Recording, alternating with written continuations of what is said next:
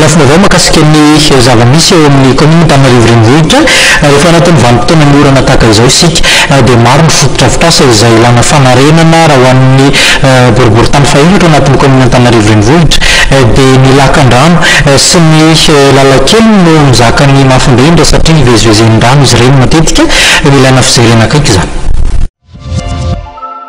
Fokotany maromaro amin'ny boriboritany fahefatra noho ny tsidian'ny ben'ny tanàn'Antananarivo Ramatoa Ravalomanina Lalao dia Anosy Beangarangarana, Mandrangobato faharoa, Anosy Zatoatsinanana, Andavamamba, Ambilaниbe ary Ambohibarikely. Ny faneraseran'ny vatana tamin'ireo mponina ny ben'ny tanàna nandritra izany sady ny an'ny fitarainan'izy ireo. Maro ny toerana dibo-drano rehefa tonga ny orana noho ny lakan-drano tsentsina ka nijerena ny vahaolona mikasika izany araka ny tatitra. Misy ny lalakely namboarina ao anatin'ny tetikasan'ny CLD tao amin'ny fokotany Angarangarana sy Mandrangobato faharoa no efa vita.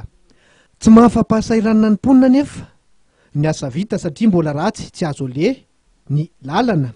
Avy hatrany dia nanapa-kevitra kosa ny ben'ny tanàna fa hotohizan'ny commune Antananarivo renivohitra ny famitana izany ka hatomboka amin'ny alatsinainy ny asa. Deo ihany koa ny fijerenareo mpanasa lamba homenarona akanjo sy koveta ary siny izy ireo mba hanalana fahasahiranana anazy.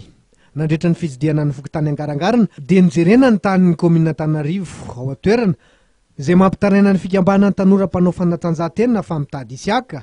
Avy hatrany dia hisy ny dinika tao iarahan'ireo mponina sy ny tompon'andraikitra ao amin'ny boriboritany fahefatra. Hijerena aingana ny tokony atao mikasika io tany io.